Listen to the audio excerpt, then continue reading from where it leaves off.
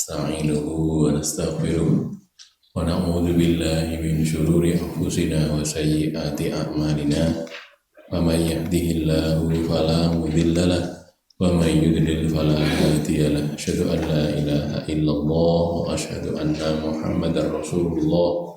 Allahumma shalli ala Muhammad wa ala ali Muhammad, amma ba'du. Ayuhan nas ittaqullaha mastata'tum wasma'u wa ati'u la'allakum turhamun. Hadirin sekalian, kita kaji surat kitab Arba'in al-Nawawiyah, kitab kecil ini ya. Sekarang kita sampai pada hadis yang ke-16 dari 42 hadis yang ada di kitab kecil ini, kutip lah ya, kitab kecil. Hadis yang ke-16 dari Abu Hurairah. Hadisnya Abu Hurairah. Al-hadisus sadisu asyara an Abi Hurairah, dari Abi Hurairah radhiyallahu ta'ala anhu, semoga Allah meridhoinya, Allah ta'ala meridhoinya. Anna, bahwasanya rajulan, seorang laki-laki, qala berkata, lin nabiyyi, kepada Nabi sallallahu alaihi wa alihi wasallam. Seorang berkata kepada Nabi sallallahu alaihi wasallam, ausini, wasiatilah aku, berilah aku wasiat, wasiatilah aku. Qala, Rasul Nabi menjawab, bersabda, la taghdab, kamu jangan marah, la taghdab, kamu jangan marah. Faraddada miraran, lalu dia mengulang-ulang, raddada mengulang, miraran berkali-kali, ausini gitu loh maksudnya, ya Rasulullah, ausini, wasiat saya. Faqala, Nabi menjawab, la taghdab, kamu jangan marah, la taghdab, jangan marah. Jadi sebanyak dia meminta wasiat, Nabi jawabannya sama, la taghdab gitu ya. Bagian riwayat nanti menyampaikan ini sampai 3 kali, tapi yang lainnya enggak dijumlahkan, cuma berkali-kali. Rawahul Bukhari, meriwayatkan hadis ini Al-Bukhari. Hadis ke-16 dari Al-Arba'in Nawawiyah adalah hadis Abu Hurairah radhiyallahu an. Hadis ini termaktub pada Sahihul Bukhari, Kitabul Adab, hadis nomor 6116. Orang yang meminta wasiat kepada Rasulullah ini mengulang-ulang permintaannya karena mengharapkan disampaikan wasiat lain, wasiat yang lain yang lebih bermanfaat, lebih umum, lebih baligh, lebih maksimal. Tapi Nabi tidak menambahkan wasiat lain selain jangan marah. Itu wasiatnya cuma itu saja, jangan marah. Nah kok gitu, kenapa? Ada kemungkinan si peminta wasiat adalah seorang pemarah, temperamental, sehingga wasiat yang diberikan sesuai dengan dirinya. Ini juga pentingnya seorang guru ya, pendidik, pengajar itu untuk mengetahui karakter masing-masing muridnya, masing-masing, bukan total, tapi satu persatu. Murid saya yang ini begini, yang itu begitu gitu kan. Jadi kalau dia minta nasihat, menasihatinya itu bisa pas gitu loh, karena sesuai dengan yang keadaan si peminta nasihat. Karena kalau nasihat umum gitu ya mungkin berguna, tapi tidak pas sesuai dengan kebutuhan dia. Kayak ini yang disebut oleh para pensyarah hadis ya. Kemungkinan si peminta wasiat itu orang yang pemarah gitu loh, gampang nesu, didik nesu, maka disuruh la taghdab, kamu jangan marah. Bagi orang yang tidak pernah marah, disuruh jangan marah gitu kan tidak pas mungkin ya. Ya nasihatnya tetap berguna, tapi lah tahu nesu kan gitu. Tapi kalau orang yang biasa marah atau sering marah, dinasihati begitu itu jadi ada dampaknya. Wasiatnya berkali-kali kok cuma la taghdab gitu saja. Makanya dalam keadaan itu ada manfaat yang lain. Di sebagian riwayat teman hadisnya tidak di Sahihain ya, tidak di Sahih Bukhari, tidak di kutub sittah tahu saya. Ada tambahan walakal jannah itu, la taghdab walakal jannah. Kamu akan mendapatkan jannah kalau kamu bisa menahan marah gitu.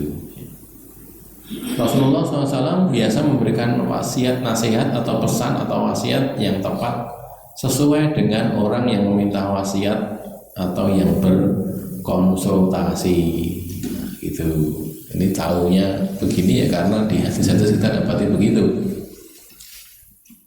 Misalnya yang pernah kita bahas juga kan ada anak kecil namanya Umar, bukan Umar bin Khattab, Umar bin Abu Salamah. Umar bin Abu Salamah ini anak tirinya Nabi, anaknya Ummu Salamah. Ummu Salamah dulunya kan punya suami namanya Abu Salamah ya. Abu Salamah, ibunya namanya istrinya namanya Ummu Salamah, anaknya namanya Salamah gitu. Salah satu anaknya itu namanya Umar. Nah, Umar ini masih kecil gitu, lalu dia ketika mau makan biasa cah cilik kalau mau makan itu tangannya ini nggak iso meneng gitu loh, dolanan gitu, namanya anak kecil ya, main-main ada piring dimain-mainkan, dolanan gitu. Lalu Nabi mengatakan, ya hulam samillah ta'ala, nah bacalah bismillah, samillah ta'ala, wakul biyaminik, makanlah dengan tangan kananmu, wakul mimayalik, makanlah yang dekat dengan kamu, tidak usah cari yang jauh, yang dekat saja makan di situ gitu. Nah, lalu kata Abu Salamah, famazalat mati ba'du, mati ba'du, jadi tidak henti-hentinya cara makanku itu begitu setelah dinasihati Nabi itu, karena nasihatnya betul-betul meresap dalam dirinya. Udah cah cilik itu, cah cilik karena nilai maca bismillah saya maaf tangan-tangan maaf yang cedak wae makanya dekat dengan kamu. Maka kata Umar bin Abu Salamah yang meriwayatkan hadis itu, setelah itu cara makan saya seperti yang diajarkan Nabi itu sampai sekarang ini, sampai dia cerita itu gitu. Jadi berubah cara makannya. Nah ini kan contoh ya, contoh wasiat atau nasihatnya pas, mengena dan dipraktekkan. Nah gitu ya. Tentu ini bisa kita pelajari dari segi psikisnya, psikologi bisa dipelajari walaupun mandine ya bumbuan gitu. Nabi okay. Nabi kalau orang biasa ya beda, tapi kan bisa disinau itu. Piye to carane memberi wasiat yang pas sesuai dengan apa yang dibutuhkan gitu. Dalam riwayat lain disebutkan bahwa permintaan wasiatnya 3 kali dan Nabi SAW menyatakan hal yang sama 3 kali. Beliau SAW biasa mengulang sabda atau wasiat 3 kali agar lebih dipahami. Jadi kalau Nabi itu kalau endiko, kalau dikira dianggap penting diulang 3 kali gitu. Kita banyak tadi dapat di hadis ya, diulang 3 kali. Di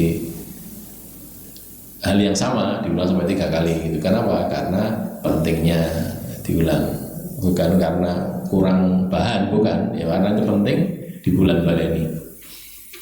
Al-Khattabi menjelaskan bahwa wasiat jangan marah, la taghdab, itu bermakna jauhi semua yang menyebabkan kemarahan. Itu. Nah, kenapa kok maknanya begitu? Karena poin berikutnya ini, marah itu perangai alamiah manusia, sehingga larangan marah merupakan bentuk larangan yang mustahil. Itu perangai alami kok. Maka yang dilarang itu ya, karena itulah yang dilarang adalah hal-hal yang menyebabkan kemarahan gitu. Jadi kowe nesune nek pas ngopo to? Nesune pas ngene lho, jangan terjadi itu biar tidak marah gitu loh. Karena marah itu kan tadi loh pembawaan orang keadaan alami manusia gitu. Kayak orang jangan tidur, lho kok ya iso to ora turu itu kan itu tuh ya. Itu pembawaan alaminya kok. Makanya ben ora dadi turu piye carane? Nah, ada cara-caranya supaya tidak tidur. Barusan kita di Solo ini ya, di Mahat itu anak-anak laki-laki terutama kalau pas subuhan ngantuk tidur. sholat subuh itu tidur gitu. Pokoknya kalau wis liut gitu kan ya, kalau ya anak-anak kita itu, anak-anak kita di pondok itu, artinya karena ada CCTV kan bisa dilihat ya, sing turu iso apa wae itu kan ketok gitu. Terus ditakoni iki jane apa to? Ngantuk, mergo ngantuk iki apa dicari pekerjaan sebabnya apa? Nek goro-goro olahraga melayu-melayu itu mergo dadi ngantuk rasa maling melayu gitu. Begitu kan. Nek goro-goro apa lagi dandan itu maring ngantuk rasa dandan kan rasa ngantuk gitu. Begitu kan ya. Jadi lah sekarang yang dicari sebabnya atau ya mestinya ngantuk itu kan perangai itu atau apa keadaan manusia alamiah gitu loh. Dia ngantuk karena begini, ya ngopo itu digoleki gitu. Wong kudune salat ki ngadep Gusti Allah tenanan kok iso turu itu loh. Tidur, betul-betul tidur gitu. Baru 2 hari yang lalu mungkin, 1 hari atau 2 hari yang lalu. Saya itu di belakang itu, terus di depan tuh ada yang hadas kan pergi keluar mau wudu kan, keluar dari soft. Jadi softnya ini kosong terus itu. Padahal jadi 2 soft di depan saya di sini terus ada soft lagi penuh ini softnya terus depannya kosong 1. Ini yang sebelah karena dia ada di sebelah kirinya imam ya, jadi kan berarti harusnya geser ke kanan ya. Jadi, yang kiri geser ke kanan untuk menutup ini tidak terjadi. Jadi tetap kosong itu loh, tempat itu tetap kosong. Yang kiri itu nggak geser kanan, yang belakangnya pas itu ya diem saja. 3 orang tuh nggak ada yang maju gitu. Begitu kok kosong itu lama itu tak enten-enteni ada sauntara orang yang maju sampai kayaknya saya mau masuk ke soft itu terus maju ke depan gitu. Jadi saya buka softnya yang di depan saya buka terus saya masuk ke depan. Setelah selesai saya tanya, waduh turu kabeh itu. Cah 3 betul tidur semua. Jadi pripatnya saya merem gitu loh. Nampung salah itu saya merem. Masya Allah turu kabeh Mas. Iya turu kabeh tanya yang samping juga tidur lah itu tadi udah. Ya saya sampaikan itu pada Ustadz ini melalui saya ini saya sampaikan mumpung masih ingat tadi kejadiannya kayak gini terus dikumpulkan diteloki jangan-jangan sih turu bareng ditelok itu berapa tadi jumlahnya 40 berapa itu sing turu itu tidur waktu salat subuh itu sekian banyak itu tadi padahal dari 100 sekian orang itu sekian banyak tidur makanya terus diperinci dalam 1 minggu ini turu salat subuh turu ping pira nek sing ping 5 nek sing seminggu lho itu ya terus itu maksudnya berarti kan yang bendino gitu. Nah itu contohnya ya jadi yang dicegah itu penyebabnya tidur itu kenapa kamu gitu tidurnya terlalu malam ya jangan malam-malam kita sudah ada aturan sebenarnya jam 10 jam setengah 11 harus tidur gitu nanti bangun paling cepat bangun itu jam 1 atau jam setengah 2 gitu. Baru boleh belum itu harus tidur tidak boleh bangun gitu ya kalau mau risik mau sholat malam agak panjang ya jam 1 atau setengah 2 jangan kok jam 12 sudah bangun jangan tidur dulu gitu loh ya dibegitukan lah kok tetap ngantuk sebabnya apa lah kan gitu dicari sebabnya bukan untuk dimarahi bukan untuk cari solusinya gitu kan sama dengan ini kok marah kalau marah sebabnya marah itu apa saya tuh marah kalau apa misalnya randidit piye bicaranya mau tiga ide lah sekarang ditanya itu loh kok kamu nggak punya uang kok marah ngopo gitu loh kamu nggak punya uang kok marah jangan gitu yang longgar saja loh kenapa sih gitu jadi prinsipnya dibuat supaya kejadian penyebab kemarahan itu tidak ada mungkin dia marah karena ini ya tadi misalnya nggak punya uang tadi nasihatnya bukan kok harus dikasih uang enggak lah ngapa kamu kok tidak punya uang kok marah itu kenapa lo karena begini nah dinasihati ternyata bisa longgar tidak jadi marah kan bisa gitu ya jadi hal-hal yang menyebabkan kemarahan itu menurut ulama Al-Khattabi begitu boleh setuju boleh enggak ini keterangan ulama bukan dari Nabi. Ibnu Tin menjelaskan bahwa dalam sabda Rasul la taghdab jangan marah terkandung kebaikan dunia dan akhirat. Mengapa? Karena marah itu bisa mengakibatkan putusnya hubungan dan terhalangnya kelemah lembutan orang jadi tidak bisa berlemah lembut gara-gara marah itu. Putusnya hubungan mungkin karena sama saudara sendiri musuh-musuh putus hubungan silaturahimnya, hubungan rahimnya terputus, atau sama teman gitu ngeceng marah, putus hubungan dengan teman sendiri kan gitu ya, makanya bisa putus hubungan gara-gara marah. Terus kadang-kadang mengakibatkan si marah itu menyakiti orang yang dimarahi sehingga kebaikan agamanya berkurang drastis gitu. Orang marah memukul orang lain, nah itu nesu woplok dipukul gitu, diantem, akhirnya terus maaf giginya ada yang tanggal gitu. Untungnya nek sing apa potol satu itu karena dipukul. Kalau cara kisos nanti silahkan dicek di kitab Budiyat itu ya, kitab Budiyat atau kitab Hudud di Sunan Abi Dawud sudah lewat ya, kita sudah carry ya, dulunya sudah kita ngaji mestinya. Satu gigi itu nilainya berapa itu? 10 unta gitu. Iya betul ya, 5 unta. Jadi pukul gitu, giginya tanggal 1 bayarin unta 5 gitu. Itu terapi tenan itu gelem diantem ya wong ya. Aku antemen nih di unta 5 malah jadi diantem gitu. Jadi apa berat kan akhirnya. Jadi dan itu dikasih diet begitu tuh kenapa? Karena itu berat, itu hukuman berat karena orang menghilangkan gigi orang lain itu dosa gede gitu. Makanya cara menebusnya dengan 5 ekor unta tadi. Jari ini juga sama itu, setiap jari ini 10 unta itu. Nah, kalau 10 jari 100 unta. Biji ini hilang 1 karena diapakan ceklek itu dipukul jarinya potong 1 gitu ya. Gitu makanya kan bisa kehilangan agamanya berkurang secara drastis gitu karena menyakiti orang yang dimarahi. Maka dalam sabda la taghdab itu terkandung kebaikan dunia dan akhirat. Al-Baidawi mengatakan barangkali karena Nabi memandang bahwa seluruh perusak yang merusak orang ini disebabkan oleh syahwatnya dan kemarahannya. Lantas karena syahwat si penanya ini dianggap kurang, tidak begitu besar syahwatnya, maka ketika dia bertanya tentang sesuatu yang dapat menjaganya dari keburukan, Rasul melarangnya marah. Ini juga dari ulama, yang keterangan dari ulama. Marah itu mudarat terbesar bagi dirinya lebih daripada yang lainnya. Apabila dia mampu menguasai dirinya saat marah, maka berarti dia mampu mengalahkan musuh terkuatnya. Terkuatnya ya marah, kemarahannya itu, nafsu amarah itu. Jadi kalau menurut Baidawi begini, Nabi itu tahu orang ini ada 2 yang merusak orang ini. Satu syahwat, yang 2 marah. Nah, syahwatnya ini enggak begitu besar. Jadi dianggap nek diwasiati rasaku ini lah. Saiki kemarahannya saja. Gitu temperamentalnya tadi.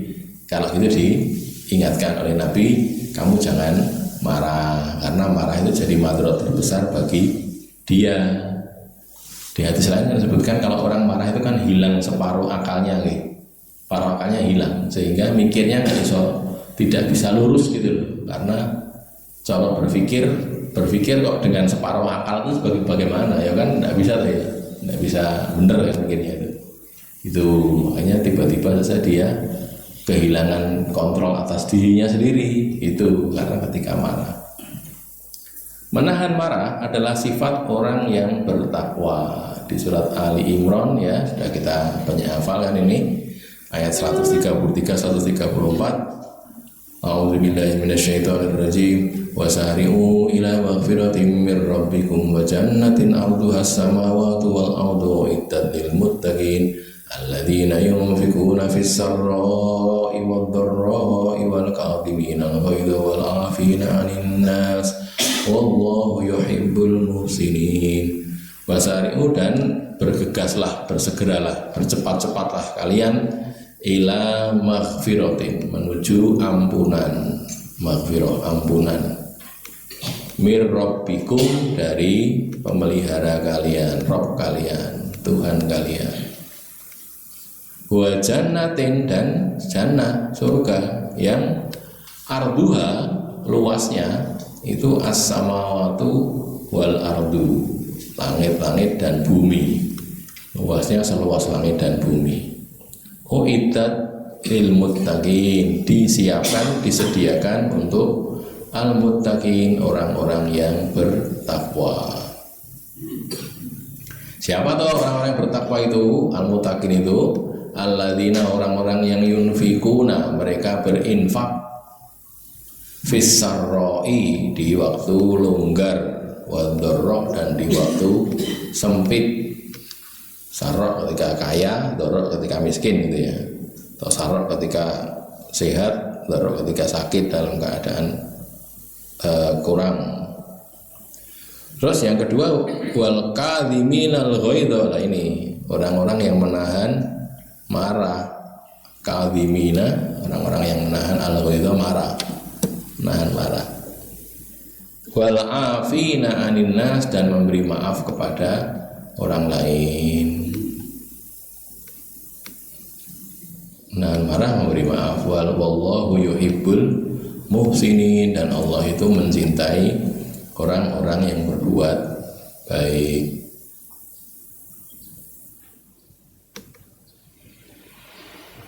Diriwayatkan kan salah seorang sahabat atau tabi'in itu ya, punya budak, lalu budaknya ini kon nglatihne hidangan, piring atau gelas gitu, malah pecah itu gelasnya itu di dekat tamunya situ, malah pecah. Pecahannya atau isinya menumplai juragane. Nah, terus dia itu mau marah, ya diseneni budaknya. Budaknya malah ngaji ini tadi, alladzina yunfikuna fis-sarra'i wad-dharra'i wal kadhiminal ghaidha, menahan marah. Nah, diingatkan karena itu, terus dia jadi menahan marah. Nah, sudah nesu gitu loh ya, nggak jadi marah. Sebenarnya mau marah, terus budaknya bilang wal kadhiminal ghaidha, gitu, terus dia tidak jadi marah. Terus budaknya ngomong lagi wal afina anin nas, terus memberi maaf. Terus orang-orang yang memberi maaf pada manusia, terus malah dia, oh ya sudah, kamu tak maafkan, tidak jadi marah. Terus dimaafkan budaknya tadi, sudah diwangi, resiki pecahan-pecahan tadi, dibantu, sudah mau berangkat berbalik ke sana, sudah tidak dimarahi, dimaafkan. Budaknya masih ngomong lagi, masih baca ayat lagi, wallahu yuhibbul muhsinin, gitu. Allah mencintai orang-orang yang berbuat baik. Terus apa kata orang tadi? Sudah, kamu merdeka saja lah, dimerdekakan. Gara-gara itu justru dimerdekakan, karena Allah mencintai orang berbuat baik. Saya ingin jadi orang yang dicintai Allah.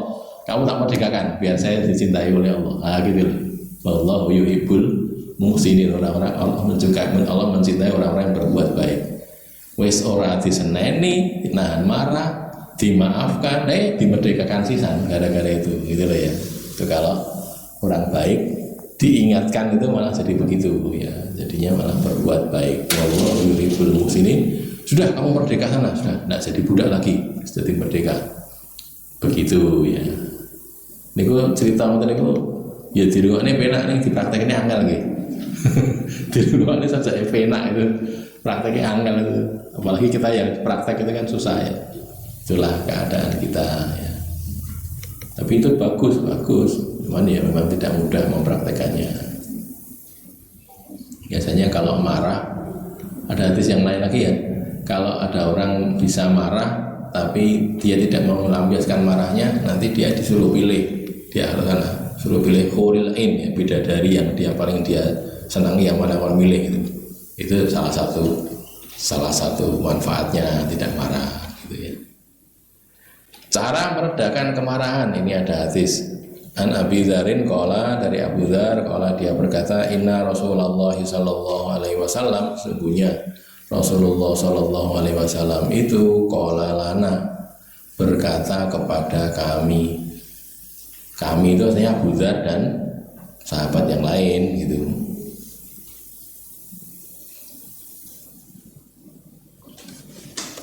Idza ghadiba ahadukum, idza apabila ghadiba marah, apabila marah ahadukum salah seorang dari kalian, wa huwa qaimun, sedangkan dia itu berdiri ngadeg, fal yajlis, maka hendaklah dia duduk.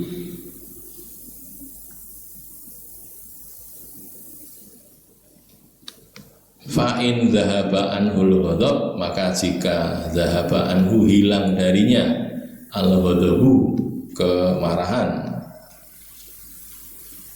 maka ya sudah gitu ya. Kalau sudah hilang marahnya sudah, duduk sudah selesai, tidak marah lagi sudah. Wa illa, dan jika tidak, ijik nesu ini, ijik marah, fal liyat qojik, maka hendaklah dia berbaring. Jadi waktu marah itu berdiri gitu kan, duduklah lebih, malah jelas duduk dulu. Duduk kok masih marah, ya berbaring. Kalau duduk sudah tidak marah, ya sudah, berarti sudah cukup gitu loh ya. Jadi berbuat dengan fisik untuk menghilangkan kemarahan itu tadi, meredakan kemarahan. Itu resepnya Nabi begitu ya. Di hadis yang lain tidak saya tulis di sini ya, karena nggak cukup mungkin tempatnya, salah satunya juga karena belum sempat nyari itu. Yang ini ada sahabat Nabi sedang gegeran, satu dua orang itu Nabi mengatakan, itu kamu beritahu dia itu, kalau dia mau tak kasih doa yang bisa menghilangkan kemarahan. Apa itu? A'udzubillahi minasyaitonirrajim. Karena marah itu dari setan, dia berdiri dari setan. A'udzubillahi minasyaitonirrajim. Kamu baca itu, nanti hilang kemarahan kamu. Zahaba'an hulu ghadab, zahaba'an kal ghadab, hilang darimu kemarahan. Terus orang tadi yang diomongin Nabi itu datang pada orang yang sedang bertikai tadi, yang sedang bertengkar dua orang tadi, diomongin, Nabi tadi ngendika gini loh, kamu kalau ben marah dengan nesu maca iki, a'udzubillahi minasyaitonirrajim gitu.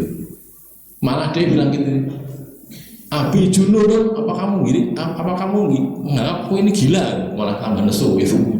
Ya wes, ngomong muni a'udzubillahi minasyaitonirrajim malah tambah nesu, ya wes itu ya, jadi nggak jadi hilang marahnya gitu.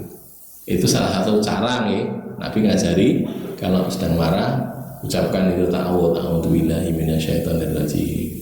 Di riwayat yang lain lagi disebutkan, cuman saya belum ngecek lagi apakah sahih apa enggak itu ya di situ. Jadi mungkin Ustaz bisa bantu. Kalau marah disuruh wudu, nah gitu loh. Kenapa kok wudu? Karena setan itu dari api kan. Api itu kan pada mulai air loh. Nah, diwudoni ben airnya apinya padam gitu loh. Jadi setannya tidak lagi bisa mengganggu dia sehingga hilang marahnya. Wudu masih marah juga, sholat 2 rakaat gitu ya.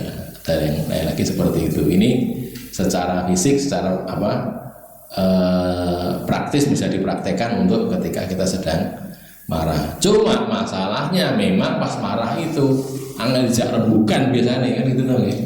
Karena ini angel itu tadi disuruh kamu ucapkan a'udzubillahi minasyaitonirrajim, malah abi junun, kamu dikira saya ini gila kowe lho, kon muni ngono lho kok malah nesu neh ya wis. Jenenge kandhane nambah nesu ya wis. Dadi resto ilang nesune gitu nggih. Begitu ya. Pada prinsipnya ada cara-cara ini tadi, salah satunya caranya adalah ini. Kalau orang sedang berdiri ngajak nesu, nah saiki lungguh cek nesu, berbaring. Dengan begitu akan hilang kemarahannya menurut Nabi Shallallahu Alaihi Wasallam. Ya, hadisnya sahih menurut Al-Albani di Musnad Ahmad dan di Sunan Abi Dawud. Kitabul Adab 4782 ini baru kita pelajari harusnya ya? Belum ya? Sudah atau belum ini? Sudah ya, sudah lewat ya. Hakikat orang yang kuat adalah orang yang mampu menahan amarah. Ini hadis berikutnya ya. An Abi Hurairah radhiyallahu anhu anna Rasulullah sallallahu alaihi wasallam qala laisa syadidu bisura'ah. Bukanlah orang yang kuat itu, asyadid orang yang kuat itu laisa, bukanlah bisura'ah orang yang menang gulat. Ya, sura'ah itu mengalahkan musuh itu. Pokoknya kalau ada pertandingan sabung apa saja gitu ya, gulat atau bela diri yang lain, dia menangan atau kalah itu sura'ah itu gitu, jagoan dalam beradu fisik. Innamasyadidu, hanyalah orang yang kuat itu, atau orang yang kuat itu hanyalah alladzi yamliku nafsahu, orang yang menguasai dirinya indal ghadab, ketika sedang marah. Gitu. Jadi orang yang bisa menguasai diri ketika marah, itulah yang dikatakan sebagai orang yang kuat. Balik ke depan tadi kan kaitannya dengan musuh terbesar atas dirinya itu kemarahannya. Nah, kalau musuh terkuat ya, kalau dia bisa mengalahkan musuh terkuat berarti kan dia kuat loh. Nah gitu berpikirnya begitu. Maka di sini dikatakan laisa syadidu bisurah, innama syadidu alladzi yamliku nafsahu indal ghadab, bisa menguasai dirinya ketika marah. Nabi itu kalau marah, Nabi juga marah kan? Nabi ya marah. Tapi biasanya marahnya Nabi itu bukan karena apa, tapi karena orang melanggar aturan gitu loh, pandani ngeyel atau malah melakukan dosa gitu. Kalau Nabi marah kan beliau tampak di wajah beliau, wajahnya berubah, kita menahan marah gitu loh, kan gitu tuh ya. Jadi kalau apa, karena beliau itu suka tersenyum, suka berwajah manis gitu, menyenangkan, maka kalau marah itu kelihatan sekali. Wajah Nabi itu ketok banget gitu loh. Jadi orang bisa lihat ini Nabi sedang duko ini, sedang menahan marah ini. Maka mereka diam, gitu kan, tidak lagi melakukan karena Nabi sedang marah, gitu.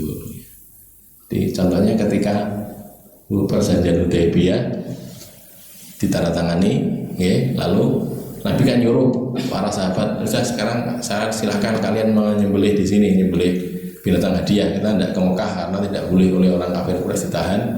Kita di sini, apa tempat kita di sini. Nanti kita pulang balik ke Madinah. Karena sampai sini menyembelih kurban, silakan bercukur, tahalul, gitu ya. Sudah kita pulang. Di kongkong gitu itu nggak ada yang mangkat para sahabat itu, subhanallah. Kita bisa bayangkan Nabi loh itu, sing dawuhi Nabi, sahabat-sahabat utama itu pernah sing mangkat itu. Masuk Nabi ke apa ke kemahnya, di situ ada Ummu Salamah. Ummu Salamah waktu itu ikut menyertai Nabi. Ummu Salamah ini cerdas ya, istri yang cerdas ini. Bilang, ya Rasulullah, mereka itu bukan hendak memaksiati engkau ya Rasulullah, tidak, tapi mereka butuh contoh gitu. Butuh contoh ya Rasulullah. Akhirnya Nabi bisa tenang gitu, tidak lagi marah. Ini ngomongnya dipitu, dikongkon orang sing mangkat ki gitu, maunya marah gitu. Bahwa Nabi kok orang sing mangkat. Akhirnya ditenangkan oleh Ummu Salamah, ya Rasulullah, silahkan kau keluar, engkau sembelih binatang hadiah engkau, terus engkau suruh apa tukang cukurnya untuk mencukur engkau, nanti mereka akan tiru-tiru. Betul, Nabi keluar, belah dewe, belah binatang hadiahnya gitu ya, terus nyuruh apa pencukurnya untuk nyukur Nabi. Terus orang-orang delok gitu, amin tengah, loh Rasulullah berbuat begitu, ayo melu-melu. Akhirnya mereka tiru-tiru ngikuti, nyembelih binatang hadiah gitu ya, mencukur sampai diceritakan di hadis di Bukhari kan ada ya, saya Bukhari, sampai gara-gara saking pengen ndang melu Nabi itu sampai mereka terluka gara-gara nyukur kecepatan gitu loh, nyukur dirinya sendiri kan, nyukurnya kan tidak pakai gunting, pakai apa, pakai pisau kan ya, nyukur gitu kecepatan kan ada yang terluka gitu, sampai begitu saking pengennya ngikutin Nabi. Contohnya gitu ya, Nabi kelihatan marah, kalau pas sedang ngampet marah itu kelihatan. Nah ini orang yang bisa menahan marah itulah orang yang dikatakan orang yang kuat, bukan orang yang menang dalam pertandingan bela diri, bukan. Hakikatnya bukan itu juga kuat, tapi bukan itu yang disebut oleh Rasulullah. Justru orang yang bisa mengalahkan musuh terbesarnya, terkuatnya, yakni nafsu amarahnya, itulah orang yang kuat. Alladzi yamliku nafsahu indal ghadab. Ini azannya jam berapa? 37 betul. Oke, ini sudah Pak Yanto sudah rabu nih. Baik, kita akhiri sampai ini dulu. Qul qouli hadza, astaghfirullah li wa lakum, alhamdulillah.